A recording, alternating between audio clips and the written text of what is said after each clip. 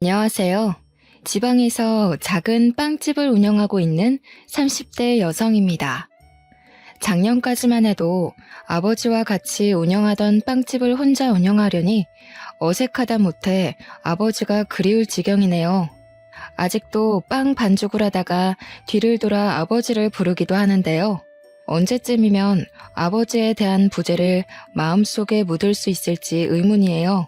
사연을 보내는 지금 이 순간에도 아버지가 보고 싶거든요. 아버지는 20살이라는 어린 나이에 가장이 되었습니다. 같은 대학교 동기와 사고를 친 아버지께서는 할아버지와 할머니의 만류에도 저를 선택하셨어요. 학교까지 그만두시면서 말이에요. 모범생이던 아버지의 반항에 할아버지와 할머니는 절연을 선언하셨다고 해요. 그 후 아버지께서는 혼자서 가장의 무게를 짊어지기 위해 수많은 노력을 했고요. 대학교를 중퇴한 아버지가 할 수 있는 일은 많이 없었죠. 더군다나 목도 못 가누는 신생아를 들쳐업고 다니는 아버지에게 일자리를 줄 사장은 많지 않았죠. 그래서 아버지는 중국집 배달일과 전단지 아르바이트를 병행하며 저를 키우셨습니다. 그러던 중 중국집 사장님께서는 아버지에게 요리를 배워볼 것을 권하셨어요. 재능이 있다면서 말이에요. 머리가 좋던 아버지께서는 한 번 본 요리 방법은 절대 잊지 않고 기억에 그대로 요리를 만드셨거든요. 중국집 사장님 밑에서 조리사로 일하던 아버지께서는 몇 달 후 제빵 학원에 등록해 빵 만드는 법을 배우셨어요. 배움이 빨랐던 아버지께서는 학원을 다닌 지 6개월 만에 제빵사 자격증을 취득하며 빵집에서 일을 하셨죠. 1년 정도 동네 빵집에서 일하던 아버지께서는 다음해 자신의 빵가게를 열었고요. 비록 어머니께서 출산 중 돌아가셔서 얼굴도 제대로 몰랐지만 아버지는 언제나 딸인 저를 1등으로 챙겨주셨기 때문에 어머니의 부재를 느낄 새가 없었어요. 아버지가 얼마나 희생하는지 알기에 하루라도 더 빨리 취업하고 싶었고요. 그래서 간호학과를 선택하게 된 것이었죠. 간호학과를 졸업하고 간호사가 된다면 돈도 많이 벌어 아버지의 부담을 충분히 덜어드릴 수 있을 테니까요. 다행히 성적이 좋았기 때문에 무리 없이 간호학과에 입학할 수 있었어요. 대학교에 입학한 후 앞으로의 인생에 꽃길만 펼쳐질 거라고 생각했죠. 하지만 큰 오산이었네요. 대학교를 졸업하고 대학병원에 취업하자마자 눈앞에 들이닥친 것은 고액의 연봉도 간호사라는 자랑스러운 타이틀도 아닌 선배들의 집단 따돌림과 뒷담화였습니다. 간호사 사이에서 선배들이 후배를 괴롭히는 것은 일종의 관례 같은 것이었지만 저는 그 정도가 유난히 심했어요. 제일 고참이던 선배에게 집중적으로 괴롭힘을 당했거든요. 선배는 인수인계조차 해주지 않은 채 환자에게 주사를 놓으라고 시켰는데요. 우물쭈물하자 선배는 빨리 주사를 놓으라며 재촉하기까지 했어요. 어쩔 수 없이 환자에게 주사를 놓았지만 주사 놓는 방법을 제대로 배우지 못한 탓에 환자의 혈관을 터뜨리고 의사에게 혼날 수밖에 없었죠. 그뿐만이 아니었습니다. 물이라도 마시려 하면 어디선가 불쑥 나타난 선배는 마시던 물도 빼앗으며 팔자가 늘어졌다며 비꼬기까지 했어요. 너무 억울하더군요. 이유도 모르고 당하니 화가 날 지경이었고요. 그래서 한날은 용기를 내 선배에게 직접 물어보았습니다. 왜 그렇게 맨날 괴롭히는지요? 그랬더니 돌아오는 선배의 대답이 더 과간이었네요. 야, 사람이 좋아하는데 아무 이유가 없듯이 나는 그냥 네가 아무 이유 없이 싫어. 굳이 한 가지 이유를 꼽자면 네 그 흐리멍텅한 눈이 싫다고 해야 하나? 너네 부모님도 참 불쌍하시다. 너 같은 걸 낳으시고 우리 딸이 간호사가 됐다고 온 동네방네 자랑을 하고 다닐 텐데. 나는 시집 가기도 전에 기도부터 하려고. 시집 가서 너 같은 애 낳으면 소방 맞아도 할 말 없는 거잖아.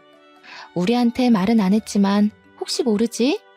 맹추 딸 낳은 죄로 너네 엄마도 네 할머니한테 소금이나 맞으면서 구박당했을지. 몸에 있는 힘이란 힘은 다 주고 찾아갔지만 돌아온 것은 조롱과 비웃음뿐이었습니다. 그 후 선배의 괴롭힘은 더 심해졌고요. 구내 식당에서 밥을 먹고 있으면 선배는 자기가 먹던 음식을 식판에 부어버리곤 간호사 무리와 키득거리며 지나쳐갔어요. 선배의 괴롭힘이 심해질수록 그만두고 싶은 마음은 굴뚝 같았죠. 매일 밤 제발 사고가 나기를 바랄 정도로요. 그렇다고 해서 간호사 일을 그만둘 수는 없었습니다. 아버지에게 이제야 자랑스러운 딸이 되었는데 행복스레 딸 자랑을 하던 아버지 얼굴에 먹칠을 하고 싶지 않았거든요. 그래서 꾸역꾸역 선배의 괴롭힘을 참으며 병원을 다녔죠. 하지만 지속적인 언어폭력과 무시는 점점 더 몸과 마음을 지치게 만들었어요. 스트레스는 폭식으로까지 이어져 입사를 한 지 6개월 만에 30kg까지 쪄버렸고요. 살이 찌자 선배는 더 악랄하게 괴롭혀오더군요. 외모 비하까지 서슴지 않으면서 말이에요. 내가 볼 때 미라 씨는 병원이 아니라 정육점으로 출근을 해야 될 것 같은데? 지금 모습에서는 간호사보다 정육점 주인이 더 잘 어울릴 것 같거든. 이왕 이렇게 된 거 병원 일 그만두고 정육점 주인으로 이직이나 하지 그래? 솔직히 같이 일하는 우리야 눈을 포기한다 생각하고 일하면 그만이지만 다른 손님들한테는 민폐일 것 같아서. 어디 요즘 간호사가 의료진이기만 해? 환자들 상대하는 서비스직에 더 가깝지. 미라 씨도 그 튀어나온 비계살 보면서 잘 생각해봐. 미라 씨가 환자고 같은 간호사가 있으면 날씬하고 일 잘하는 간호사한테 자기 몸을 맡기고 싶겠어? 선배의 괴롭힘이 심해지자 머리부터 발끝까지 스트레스가 번져 출근조차 하지 못하겠더군요. 그래서 결국 모든 것을 다 포기한 채 간호사가 된 지 1년 만에 병원을 그만두게 된 것이었죠. 모든 사실을 알게 된 아버지께서는 불같이 화를 내시며 당장 병원에 달려갈 듯 소매를 걷어붙이셨어요. 하지만 못되기로 둘째가라면 서러운 선배가 아버지가 운영하는 빵집을 알아내 해코지를 할까 고개만 절레절레 흔들 뿐이었죠. 미련한 만큼 살까지 찐 채 아버지에게 징징거리는 스스로의 모습에 울컥 눈물이 터져 나왔는데요. 아버지께서는 이런 저도 딸이라고 꼭 끌어안아 주시면서 그동안 쓰레기 같은 곳에서 잘 버텼다며 제 마음을 헤아려 주셨네요. 따뜻하게 보듬어 주시는 아버지를 보며 아버지의 딸로 태어나길 참 잘했다는 생각을 했고요. 병원을 그만둔 후 한 달 동안은 아무것도 하지 않고 방 안에만 틀어박혀 먹고 자고를 반복했어요. 그러다 아버지가 퇴근하는 시간이 되면 집 청소를 해놓으려 준비를 했습니다. 하지만 아버지는 그마저도 못하게 막으시며 그저 편하게 푹 쉬려고만 할 뿐이었어요. 처음 며칠간은 아무것도 안 하는 삶이 좋았지만 2달째가 되니 심심한 것도 심심한 거지만 아버지에게 죄송한 마음이 들었네요. 빵집을 여는 아버지께서는 6시에 일어나 빵집으로 출근해 13시간이 넘는 시간 동안 빵을 만들고 팔고 정리까지 하셨으니까요. 처음에는 무슨 일을 할까 생각부터 했습니다. 다른 병원 간호사로 일하는 것도 생각해 보았지만 또 다른 병원에서도 전과 같은 괴롭힘을 당할까 두려움이 앞서더군요. 그래서 간호사 일은 제외하기로 마음을 먹었죠.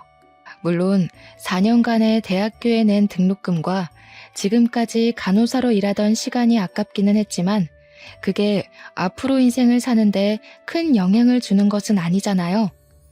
그렇게 생각을 하던 중 일단 제빵학원에 다녀보기로 결심했습니다. 어려서부터 아버지의 어깨너머로 빵 만드는 방법을 봐서인지 간호사로 취업을 했을 때부터 제빵을 배워보고 싶다는 생각을 했거든요. 제빵학원을 다니는 것은 즐거웠어요.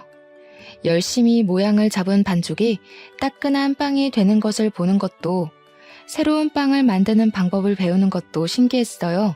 제빵 자격증을 취득한 뒤로는 아버지에게 빵집에서 같이 일하게 해달라며 조르다시피 부탁을 드렸죠. 마침 카운터 직원이 그만두는 바람에 사람이 필요했던 아버지께서는 흔쾌히 허락하셨고요. 아버지의 노련한 솜씨와 젊은 사람의 취향을 잘 아는 제가 합쳐지자 빵집은 예전보다 2배 더 장사가 잘 되더군요. 손님이 북적일수록 카운터의 문이 닫히지 않을 정도로 돈은 넘쳐났죠. 매출이 늘어나자 아버지께서는 자기 생활비와 월세를 제외한 후 모든 금액을 넘겨주었어요. 거부를 해봐도 아버지께서는 안 받을 바에는 불에 태울 거라며 반협박식으로 주머니에 돈을 찔러 넣으셨습니다. 어쩔 수 없이 돈을 받기는 했지만 도저히 아버지가 주신 돈을 흥청망청 쓸 수가 없었네요. 그래서 만일의 일을 대비해 적금 통장에 차곡차곡 모아놓았죠. 하루에 100명이 넘을 정도로 빵집이 인기가 많아지자 아버지에게는 다른 고민거리가 생기셨어요. 바로 저의 결혼 문제였어요. 28살로 홍기가 꽉 찬 저를 보며 아버지께서는 제발 괜찮은 사람과 결혼을 했으면 좋겠다고 노래를 부르셨는데요. 그런데 며칠 후 거짓말처럼 호감을 표시하는 사람이 생기더군요. 빵집 단골 손님이던 남자는 어느 날 번호가 적힌 쪽지를 주고 갔죠. 바로 위층 학원에서 고등학교 영어 강사로 일하고 있는 남자는 통통하고 귀여운 제가 마음에 든다며 용기를 냈다고 했어요. 처음에는 사람에게 입은 상처가 커 남자를 밀어내려 했지만 남자는 끊임없이 자기의 마음을 표하며 근처를 서성였죠. 결국 남자의 적극적인 애정 공세로 만남을 시작한 만남은 결혼까지 생각하는 깊은 인연으로 변하게 되었습니다. 남자는 부모님이 빨리 돌아가셔서 중학생 때부터 3살 위의 누나와 함께 의지하며 살았다고 했어요. 오히려 그 점이 마음에 들었죠. 가족이 없는 아픔을 아는 남자라면 오히려 가족의 소중함을 더 잘할 거라고 생각했거든요. 그렇게 시간이 지나고 기다리던 상견례 날짜가 다가왔습니다.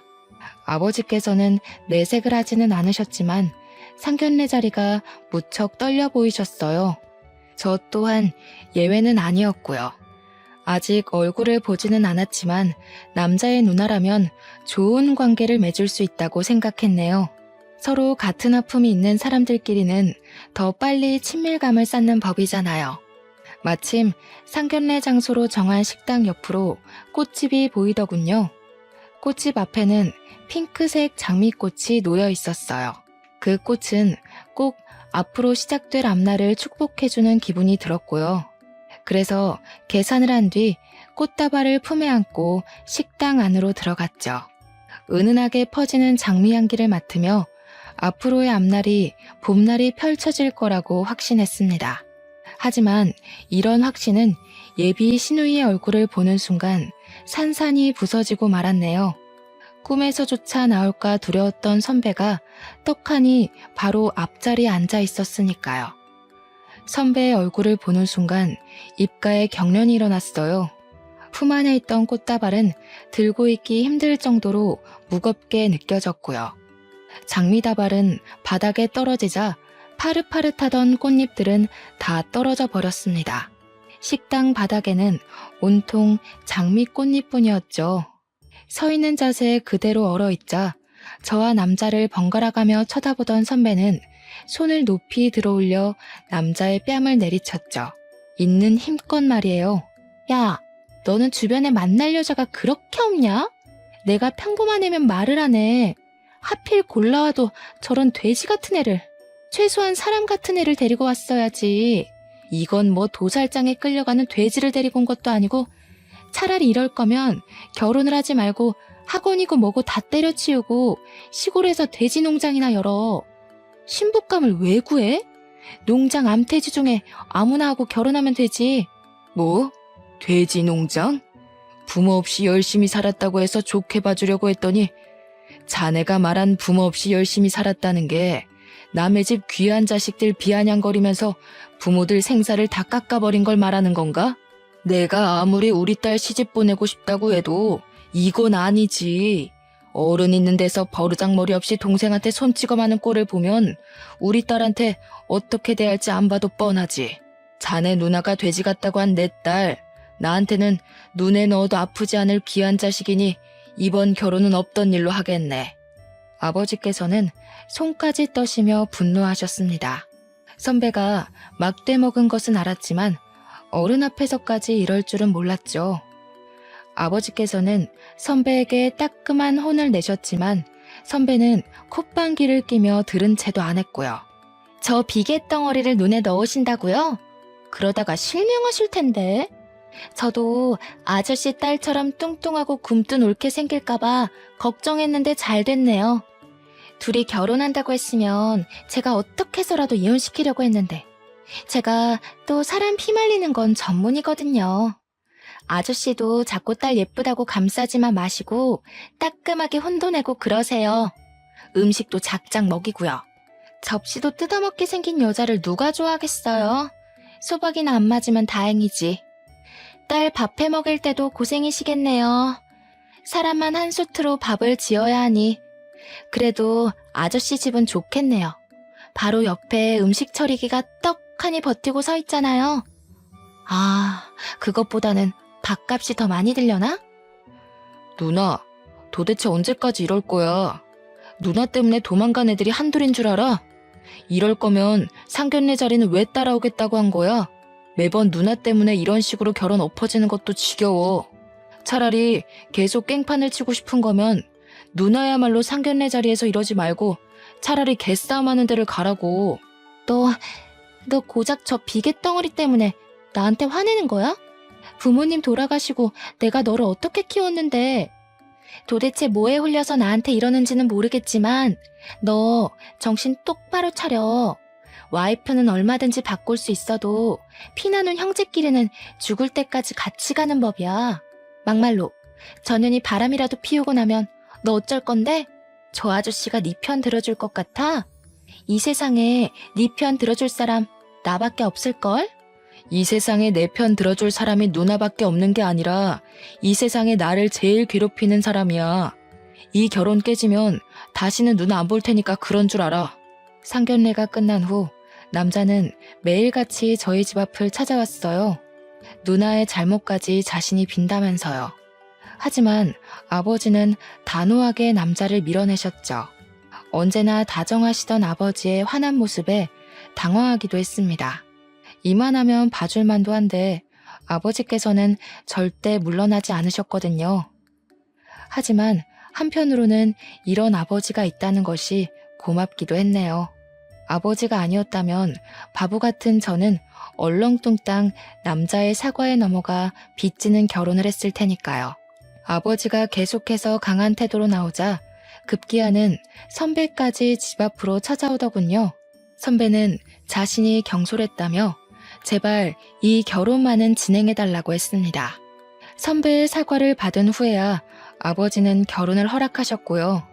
결혼 후 모든 것이 순조롭게 풀릴 것 같았지만 막상 식을 올리고 나니 그게 아니었어요.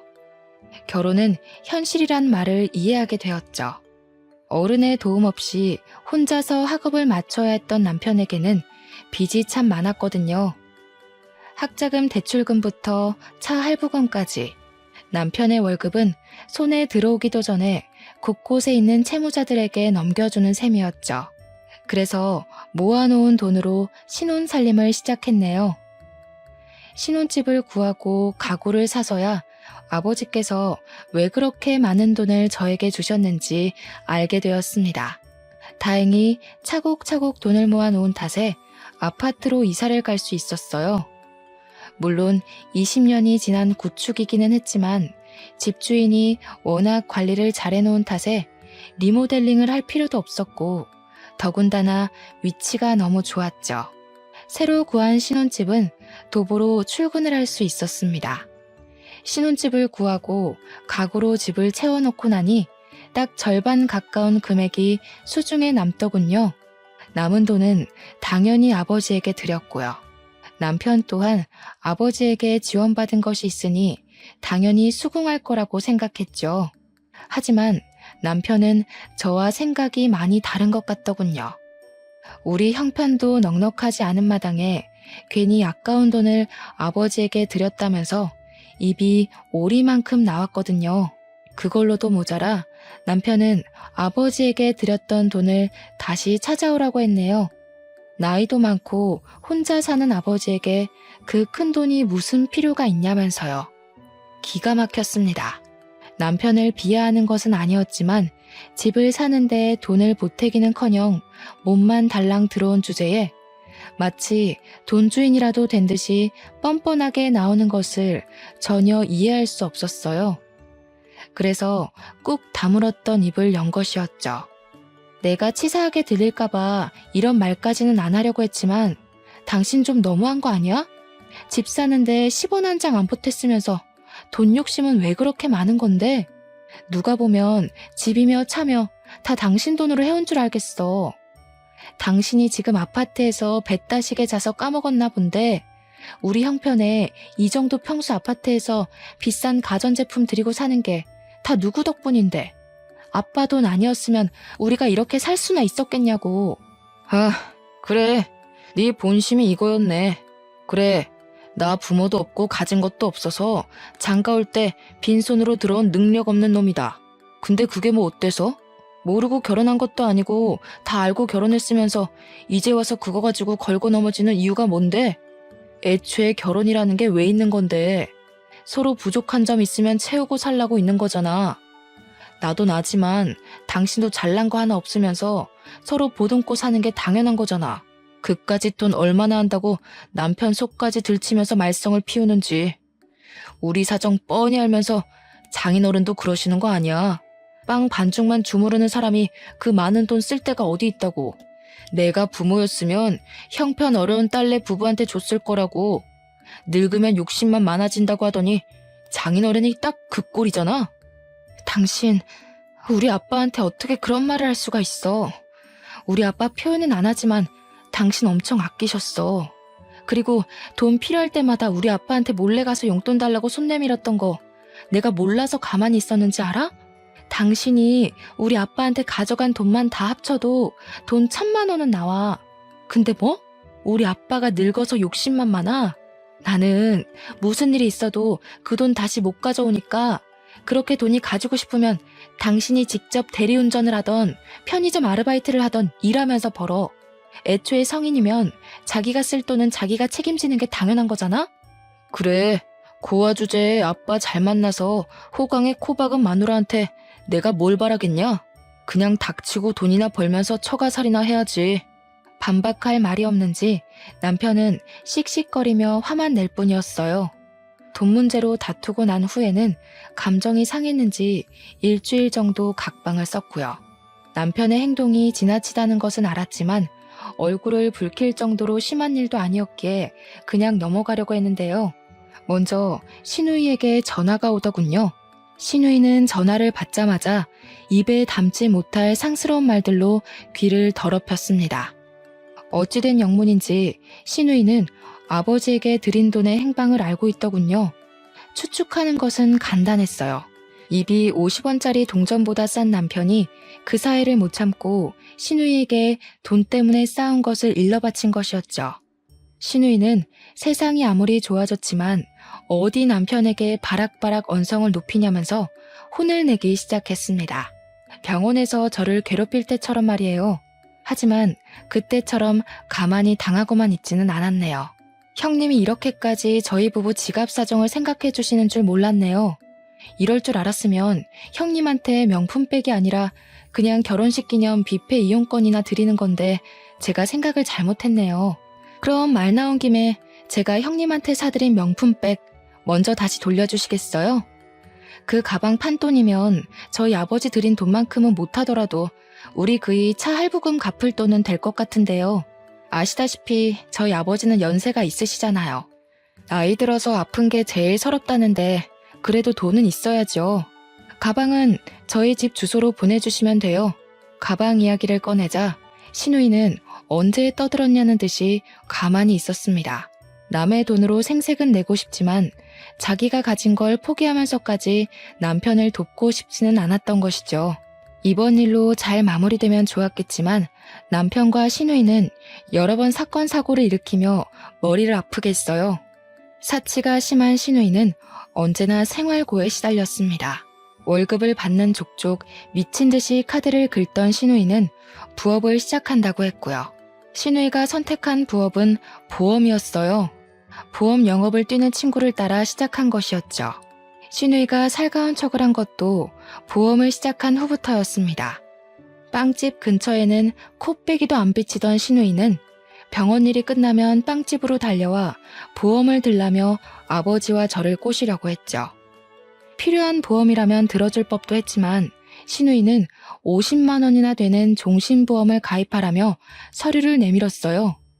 터무니없는 가격에 놀라 손사래를 칠 때면 신우이는 다 피가 되고 살이 되는 보험이라며 들라고 강요를 했습니다.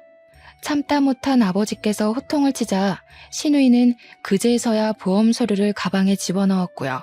그 후 신우이는 저희 가족에게 보험을 들라는 강요를 하지 않았어요. 신우이가 드디어 정신을 차렸다고 생각했죠. 하지만 그 생각은 오래가지 못했네요.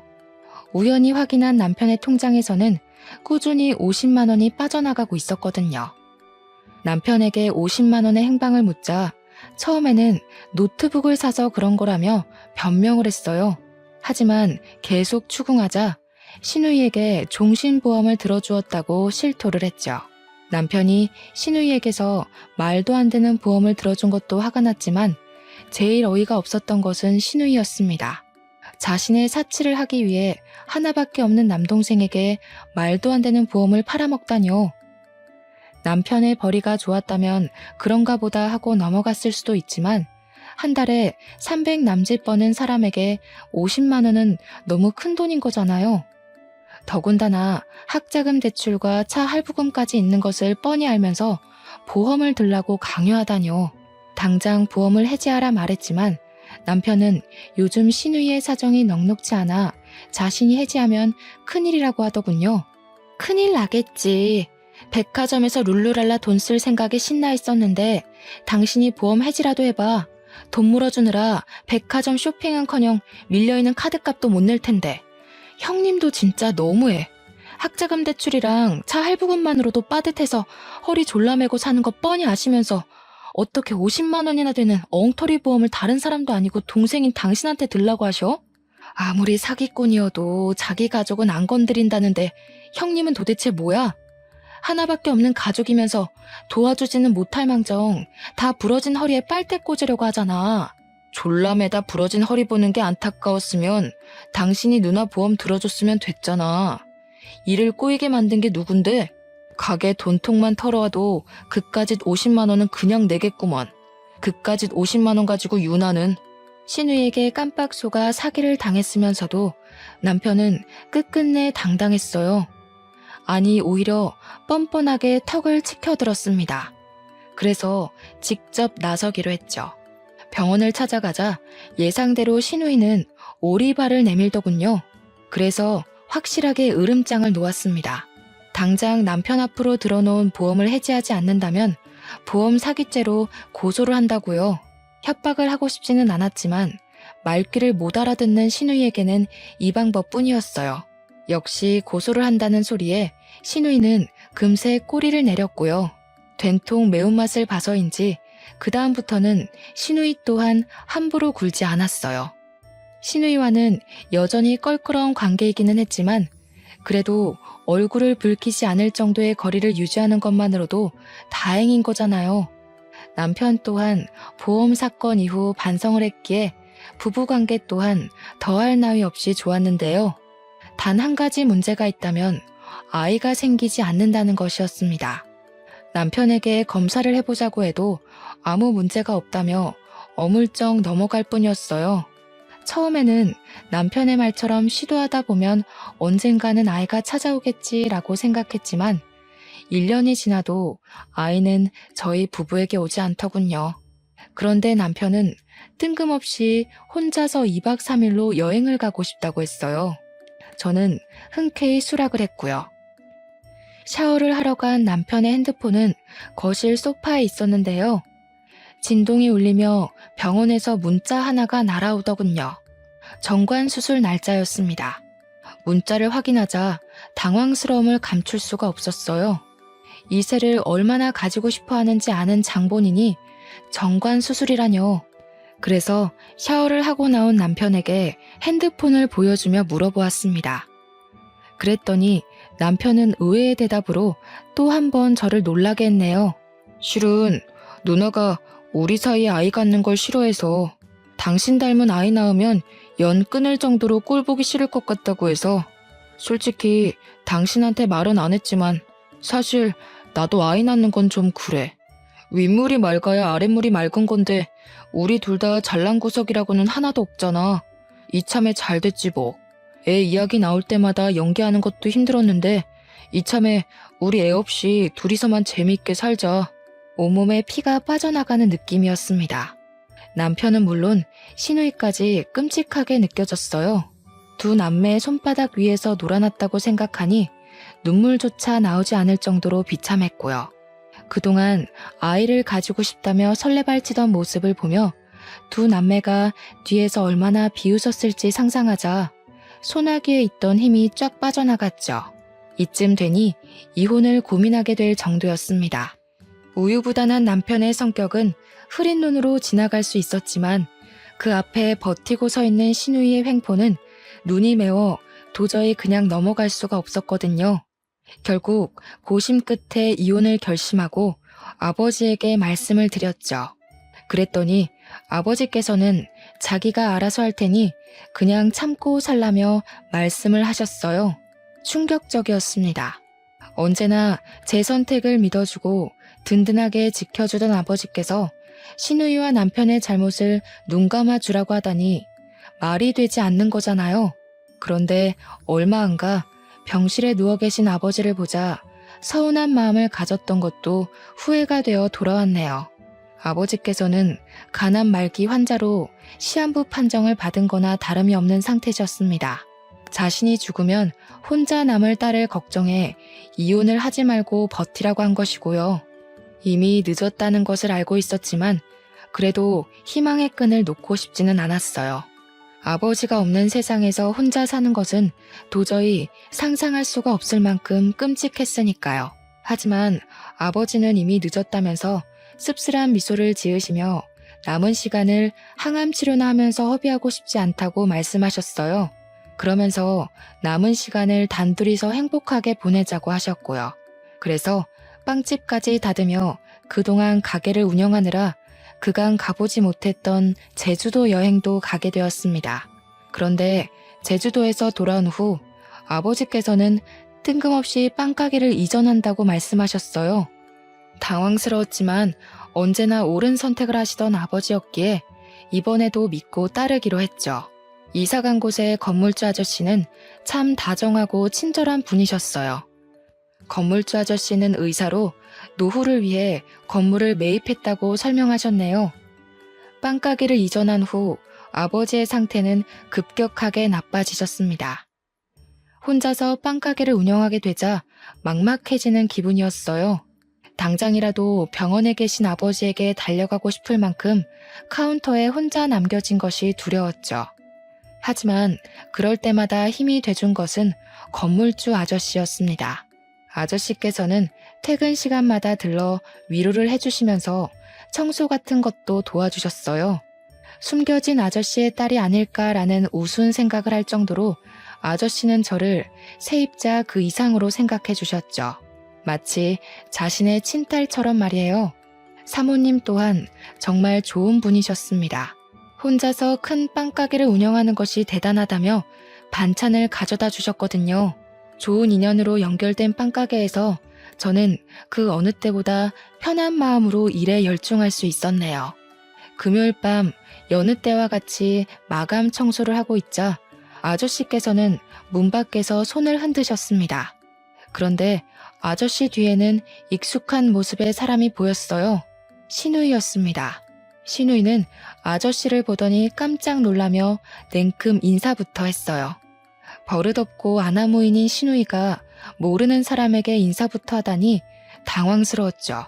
하지만 이야기를 나눠보니 시누이가 아저씨에게 인사를 한 이유를 알겠더군요. 건물주 아저씨는 시누이가 일하는 병원의 새로운 의사셨거든요. 올케는 정말 제 친자매랑 다를 게 없어요. 저희 올케한테 이런 은혜를 베풀어 주시다니 몸둘 바를 모르겠네요. 사돈어른께서도 올케가 이렇게 잘 지내는 모습 보면 편안하게 눈 감으실 수 있을 것 같아요. 신우이는 정말 소중한 가족이라도 된 듯 손으로 눈물까지 찍어내며 가증스러운 연기를 펼쳤어요. 그 모습을 본 아저씨께서는 신우이의 마음 씀씀이에 크게 감동하신 듯 했고요.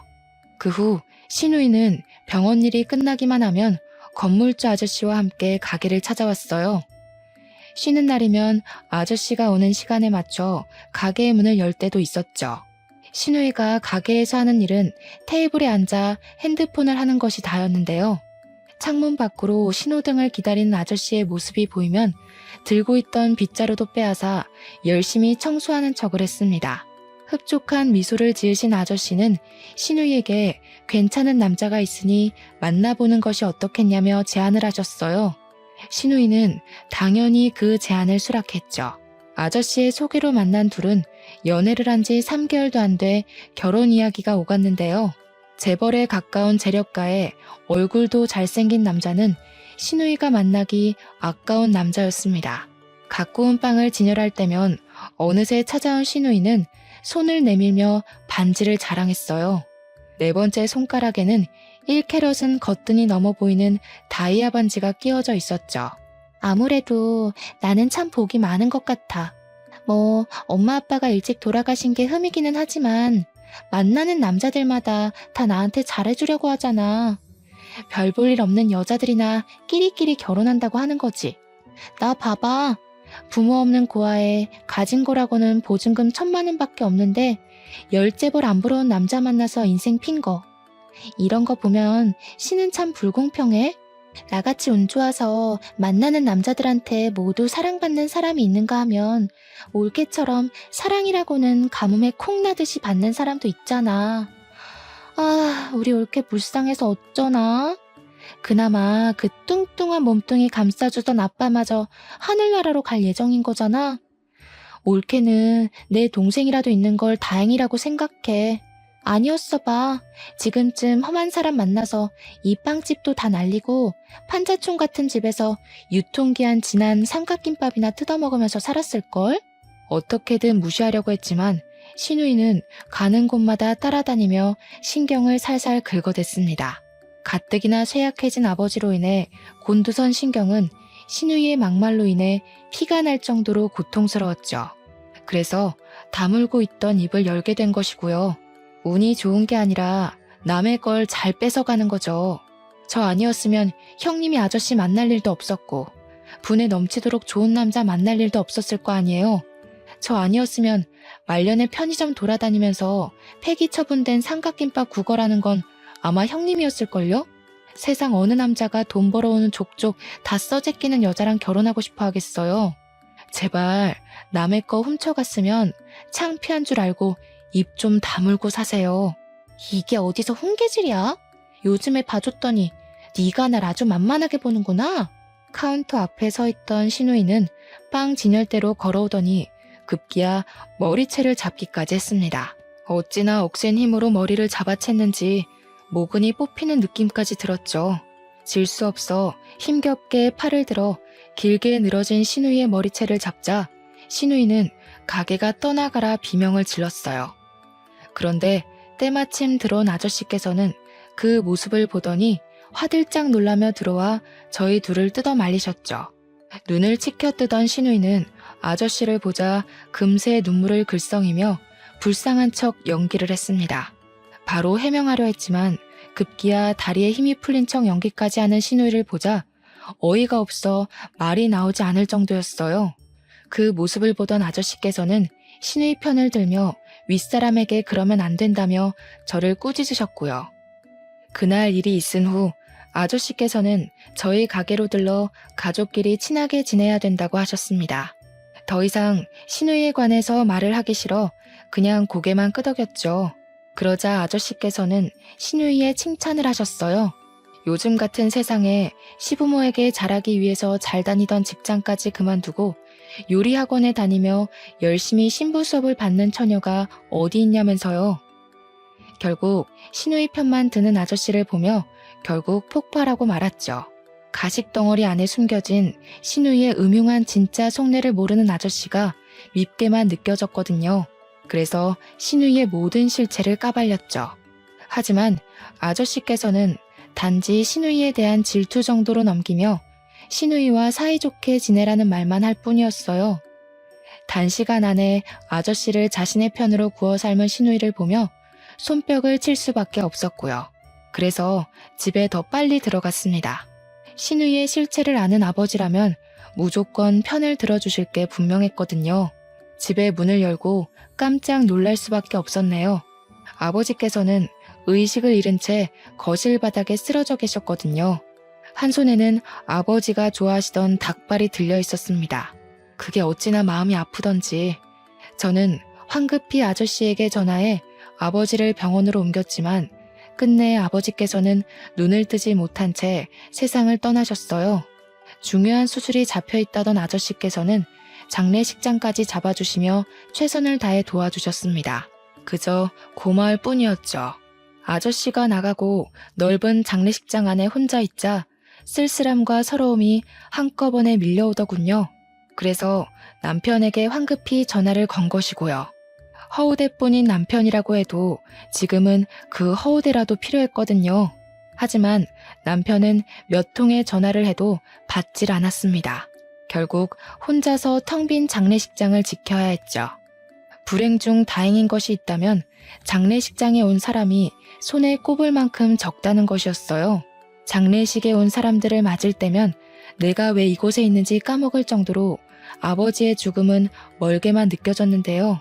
아버지의 영정사진을 마주할 때면 아버지의 죽음이 코앞으로 다가와 숨통을 조여오더군요. 숨쉬는 것도 버거운 고통에 눈물조차 흐르지 않았습니다. 가슴을 두드리며 힘겨워하고 있을 때 진한 술 냄새가 느껴졌어요. 주인은 바로 신우이였죠. 술에 거하게 취한 신우이의 한 손에는 초록색 병이 들려 있었죠.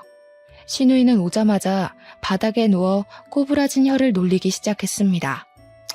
누굴 닮아 사교성이 없나 했더니 다 지아비를 닮아서 그런 거였어. 그런 게 아니면 장례식장에 개미 한 마리 없는 게 말이 되겠냐고. 이게 다 인생을 잘못 살았다는 증거지. 오지도 않는 사람 기다리면서 시간 낭비, 돈 낭비할 바에는 그냥 밖에서 돗자리 하나 깔고 앞에 사진이나 놓는 게 훨씬 낫지 않나? 나 같으면 창피해서라도 빨리 발이 나고 집에 갈 텐데. 올케는 참 낯짝도 두꺼워. 원래 피부 껍데기가 두꺼워서 그런 건가? 형님, 아무리 제가 밉다고 해도 그렇지 어떻게 저희 아버지 마지막 가시는 길까지 따라와서 행패를 부릴 수가 있으세요? 제가 형님한테 뭘 그렇게 잘못했길래 저희 아버지 장례식장까지 따라 들어와서 괴롭히는 거예요? 간호사 때부터 지금까지 아무 이유도 없이 사람 피 말리는 거 지겹지도 않으세요? 누가 먼저 시작한 건데. 애초부터 난 너네 부녀 마음에 들지도 않았어. 그러면서 신우이는 꽁꽁 감춰뒀던 이유를 말하기 시작했습니다. 아버지께서는 제가 야간 근무를 할 때면 손수 도시락을 만들어 가져다 주셨는데요. 아버지가 싸다 주신 도시락을 먹는 모습을 볼 때면 자신은 느껴보지도 못한 부모의 사랑을 과시하는 것 같아 꼴배기가 싫었다고 하더군요. 정말 황당했어요. 고작 그런 사소한 이유로 지금까지 아무 죄 없는 사람을 괴롭히다니 이해할 수도 없었고요. 이제 끔찍하게 예뻐해주던 아빠도 없으니 앞으로 우리 돼지 신우이는 누가 돌봐주려나? 원래 주인 없는 가축은 다른 사람한테 팔리기 마련인데 가진 거라고는 배에 낀 기름밖에 없으니 어떡하려나? 혹여라도 내 동생이 평생 너 같은 돼지 돌봐줄 거라고 생각하지는 말고 내 동생은 이미 너보다 훨씬 예쁘고 능력 좋은 애 물어서 새 출발하려고 준비 중이거든. 아마 지금도 그 애랑 같이 있을걸? 그러니까 너는 가만히 있다가 칼 들고 찾아온 미친놈한테 썰려 먹힐 준비만 하고 있어. 그게 최선이니까. 감히 내 딸한테 그게 무슨 막말이야? 신우이의 조롱을 당하고 있을 때였습니다. 뒤에서 아저씨의 호통 소리가 쩌렁쩌렁하게 울려 퍼졌죠. 깜짝 놀라 뒤를 돌아보자 아저씨는 붉어진 얼굴로 신우이를 노려보고 있었어요. 성난 아저씨의 얼굴을 본 신우이는 술에 확 깬 듯 보였습니다. 누워있던 자리에서 냉큼 일어난 신우이는 자기가 술김에 나쁜 버릇을 잡아주려 따끔하게 혼을 낸 것이라며 되도 안 되는 변명을 늘어놓았어요. 그동안 우리 딸 잘 봐달라고 분에 넘치는 선짜리도 억지로 주선해서 끼워 맞춰줬더니 어디 감히 시차짓을 하고 있어?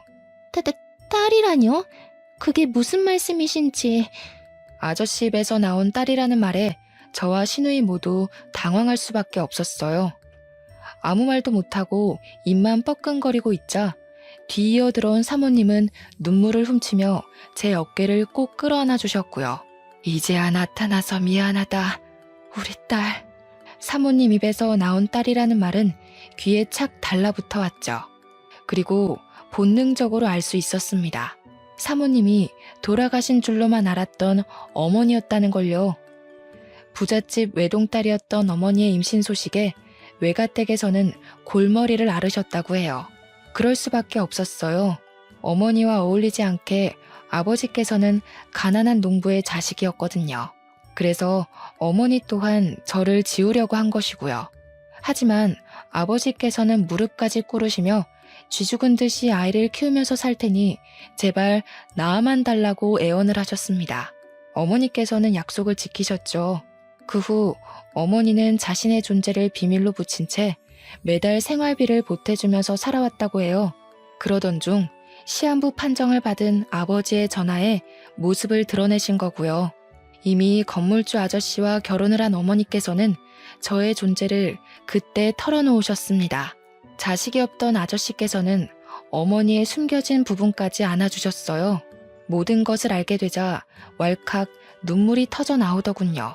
지금까지 아버지를 제외한 누구에게도 사랑받지 못하는 삶을 살았다고 생각했었는데 보이지 않는 곳에서 많은 이들의 사랑을 받은 것이잖아요. 그리고 아버지가 남겨주신 사랑의 덩어리가 너무 커 어떻게 해야 할지를 몰랐습니다. 어머니께서는 아버지의 영정사진 앞에 목 놓아 우는 것을 지켜보시며 등을 토닥여 주셨어요. 반대로 그 옆에 서 있던 신우이는 산송장처럼 퍼렇게 질린 얼굴로 손을 덜덜 떨었죠. 신우 자리에서 우리 딸한테 어떻게 대했는지 잘 알았으니 보고 느끼고 들은 그대로 남편 될 사람한테 알려줘야지. 저도 알고 보면 참 불쌍하게 살았어요. 올케는 아버지 사랑이라도 받았지만 저는 부모님이 일찍 돌아가신 탓에 사랑은커녕 얼굴도 제대로 모르고 컸는데 제발 불쌍하게 생각해서라도 시댁에 알리지만 말아주세요. 저 이 결혼 잘못되면 살 자신이 없어서 그래요. 이번만 두 눈 감고 넘어가 주시면 앞으로 올케 근처에는 얼씬거리지도 않고 쥐 죽은 듯이 살게요. 그러니까 제발 한 번만 봐주세요. 신우이는 고개까지 조아리며 두 손이 발이 되도록 빌었지만 아저씨의 태도는 완고했어요. 오히려 그런 행동이 독이 된 듯 보이기도 했죠. 사람이 어렵고 힘든 걸 알았으면 더 잘해주려고 했어야지. 나는 더 이상 소중한 우리 딸 가축 취급하던 인간이랑은 얼굴 맞대고 이야기하고 싶지 않으니 당장 돌아가게. 지금이야 그동안의 정을 생각해서 시댁에 알리는 것만으로 끝나지만 한 번만 더 우리 딸한테 그 가짜는 혀 놀렸다가는 병원 근처에도 얼씬 못하게 할 테니까 그런 줄 알고. 이건 말도 안 돼. 내가 저 돼지 새끼보다 못한 게 뭔데 이런 대우를 받아야 되는 거냐고. 아저씨는 사람들을 시켜 신우이를 장례식장 밖으로 끌어내려고 했는데요. 신우이는 마지막 발악이라도 하는 듯이 바닥에 손톱을 박아 넣으며 안간힘을 쓰고 장례식장 밖으로 나가지 않기 위해 버티더군요. 하지만 신우이의 처절한 버팀도 경찰이 오면서 끝이 났어요. 아버지의 장례식이 끝난 후 아직도 정신을 차리지 못한 신우이는 버젓이 문을 열고 빵가게 안으로 들어왔습니다. 꼴이 말이 아닐 정도로 초췌해진 신우이는 대뜸 핸드폰부터 내밀었어요. 너 때문에 결혼식장 들어가기도 전에 파혼하게 생겼으니까 우리 남편한테 전화해서 지금까지 아저씨 한 말 다 거짓말이었다고 말해. 물론 네 입장에서는 내가 미울 수도 있겠지만 그래도 내가 망가지는 꼴을 보고 싶은 건 아닐 거 아니야. 네가 우리 동생이랑 이혼할 것도 아니고 만약 너 때문에 갈 곳도 없는 내가 파혼당하면 오히려 불편한 건 너라고. 생각해봐. 맨날 한 집에서 얼굴 부딪히면서 살아야 할 텐데 그게 어디 말처럼 쉬운 일이야? 그러니까 괜히 서로 얼굴 붉힐 일 만들지 말고 빨리 전화해서 다 거짓말이었다고 말해. 그 정도 하면 나도 동생한테 잠은 집에 들어와서 자라는 말 정도는 해줄 테니까. 너도 알잖아. 우리 동생 내 말이면 껌뻑 죽는 거. 애초에 삐뚤어진 형님 인성 때문에 굴러들어온 복을 넝쿨째 뽑았으면서 제가 어떻게 복원 작업을 하겠어요. 수습하는 것도 뿌리가 있어야 가능한 거죠. 아저씨 눈에 잘 띄어서 부자 남편이랑 결혼할 뻔한 것도 다 자기 복대로라고 하셨으니 이번에도 형님 복대로 알아서 잘 처리해보세요. 형님이 진짜 복이 있다면 제 도움 없이도 잘 처리할 거 아니에요. 별 시답지도 않은 동생으로 흥정이나 해볼까 머리 굴리신 모양인데 형님 동생 떳떳하게 거래할 만큼 가치 있는 사람 아니에요. 아, 혹시나 나중에 또 조도 안 가질 동생 들고 와서 헛소리 할까봐 미리 말하는데요. 폐기 처분된 형님 동생 데리고 살 생각 없으니까 데려가서 구워 먹던 삶아 먹던 알아서 하세요. 상해서 먹을 수가 있을지 모르겠지만 그럼 지금까지 좋은 꿈 꿨다 생각하시고 앞으로는 시궁창 같은 현실에서 어디 한번 잘 살아보세요. 다른 사람들은 다 아는 현실을 인정하지 못한 신우이는 진열해 놓은 빵을 바닥으로 던지며 행패를 부리기 시작했어요. 저는 당연히 그 모습을 카메라로 촬영해 건물주 아저씨한테 보냄과 동시에 112에 신고를 했죠. 그 일이 있고 난 후 결국 신우이의 결혼은 무산이 되었다고 했습니다. 양파 껍질처럼 까도 계속 나오는 신우이의 실체에 남자 쪽 부모님께서는 크게 분노하셨고요. 들리는 말에 의하면 그동안 신우이가 물처럼 써댄 돈을 다 신우이 앞으로 청구하셨다고 하더군요. 병원까지 그만두고 부잣집 사모님이 된다며 동네방네 소문내고 다니던 신우이는 현재 조그마한 병원의 간호사로 일하며 빚을 갚는 중이라네요. 누나에게 떨어질 콩고물을 기대하던 남편은 상황이 자신에게 불리하게 돌아가자 집으로 슬금슬금 기어들어왔는데요. 남편을 보자마자 멱살을 잡아올리는 아저씨 덕분에 편하게 이혼할 수 있었죠. 현재 건물주 아저씨의 양녀로 들어가 어머니와 함께 행복한 시간을 보내고 있는 중입니다. 여전히 아버지가 보고 싶어 눈물을 흘리는 날도 있지만 그럼에도 지금 주어진 상황에 감사하며 행복하게 살려고 노력 중이에요. 지금 누리고 있는 것 또한 아버지의 사랑으로 만들어진 결과니까요. 사연을 시청하시는 분들 중에서도 현재 힘든 상황을 겪고 계실 분들이 있을 텐데요. 그럴 때면 나를 제일 사랑해주던 사람을 떠올리며 힘을 내시길 바랍니다. 모쪼록 시청해주신 여러분도 행복하시길 빌며 사연 마무리하겠습니다.